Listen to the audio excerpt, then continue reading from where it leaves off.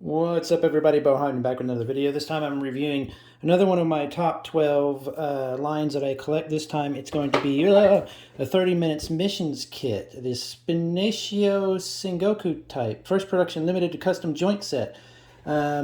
Basically, this is one of the 12 lines I collect because it's a Bandai 1 in 144 scale HG model kit. So that's kind of a wide topic. You know, it covers a very large, hundreds of model kits, but the 1 in 144 scale line is easily the most common model kit I buy. And it's just a fantastic kit. It's a fantastic model line. It's great, super great value. You get a lot of, in some of them you just get, you get huge kits, and sometimes you get small kits like this one, these cheap ones, expensive ones. It has everything you could want in a hobby. Excuse me. 30 minutes missions are built to be made and basically put together in roughly 30 minutes. I could see you taking about 30 minutes, depending on your skill level, of course. The instructions are really basic. One of the things that I love a lot about it is they actually have some lore for this line. It's kind of like it's not really with Gunpla. It's kind of its own thing. They have it in English as well. They've just done so much with this line. It's state of the art as far as what they're trying to do with different lines and stuff. So if that gives you kind of an idea. And also it's built to where all of the parts and all the kits can be easily exchanged, swapped, and I'll show you some of that in a minute. After you're done building, you don't have much left because you have so much that you can do with these. I mean, these parts I can use on any of the other kits in the line. So you don't get a ton of leftover parts. And this particular one, I wanted to get it because it's showing something a bit different than what they're doing here. It's more of a simple, this is more of the kind of robot or kit they're usually selling. It's a little bit more of a typical kind of, you know, just a basic Gunpla, and I'll show you that in a minute, like a grunt suit. But now they're starting to get in different armor types. They even have like a female body type looking one. They're trying to get just a bit more creative with it. Personally, I enjoy the base grunt suits type more, like this type. I don't need it to get into. In fact, I'll show you here in a second. I don't like this armor stuff, but it's cool that it's an option, and it's also cool that how easily you can swap it out or whatever. So this is the basic kit. Let me see if I can get my line in here a little bit better. Sorry about that. I think it's kind of going for like a samurai armor type thing. I don't do big weapons. I've never been a big weapons guy. I don't do like, you know, crazy giant swords and big guns and stuff. It's just, to me, if you have a giant robotic suit, if you could actually make something like that, if it was actually possible, which maybe one day it will be if they figure out the weight to power ratio and all that stuff like that. Maybe you'd be using giant swords and stuff, but I think they would just be so much more primitive.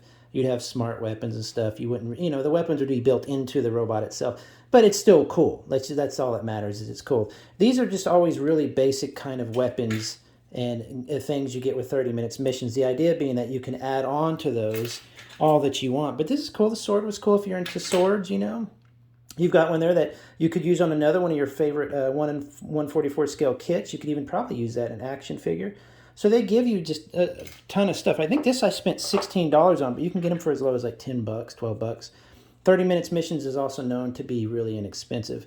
So this is all the armor, but it's really easy if you want. You can just swap all the stuff off. And that's important to me because, as I said, there is a big difference between the guy with this thing on, like the samurai crest and all that, and the kind of sci-fi robot. It's such a world of difference that you either like one or not. You can even almost see the little eyes behind the glass. Isn't that cool? I love the basic robot stuff they go for here nowadays. Like I said, you can just take all this off really easy. Oops, actually it kind of goes a little bit like this. So on the shoulders, you take that armor part off. You see that? And then you're going to swap out these other shoulder joints there. So you see that little gap there? That little gap, you shorten that gap. You make it a little, so it's a tighter fitting. So don't let that kind of scare you, that little gap. You can see in the photo here that the gap is smaller. You just got to swap out the shoulders. In fact, I can do it. It takes 2 seconds. So you take it like this. You simply, let me see if I can do this while I'm looking through the camera lens. Take that. You put the other shoulder on, which is the shorter shoulder. You see that? It doesn't have the really long gap there. And then you plug it back in. Pop, pop, pop. And there you have a more reasonable shoulder length or shoulder gap there. So it's really cool. They just give you that option. Same thing on this one. You just pluck off the armor, pull off the arm. Let's do the shoulder. I'm trusting my camera to be focused right now. Let's grab the part, pop that in. Like this. I'm trying a new camera setup. I'm always trying a new camera, so you pop it back in. Look at that. So the shoulders are much more reasonably spaced there. So really, really cool. I love that they added that. I wish it was there was a way that you didn't have to swap out the shoulder. But honestly, you're going to find your favorite way to keep it and then leave it. And then all the other armor literally just plugs in. So the armor is cool. It's this black. It's not even a flat black. It's kind of like a satin semi-gloss.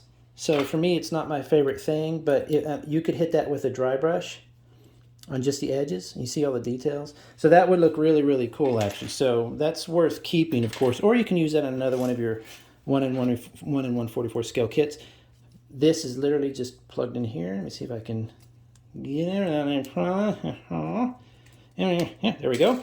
So you are left with these kind of big gaps, these big holes here, but you can easily fill those with all sorts of little plugs and stuff they give you in your 30 Minutes Missions kit. This back one is not bad at all. I might just leave that one. And that additional part there is literally just a little plug, but I might leave that as well because you could hold other stuff. The leg ones I don't mind, but they're just too bulky. They don't match. So I'm going to pull those off. And I'm going to pull this off.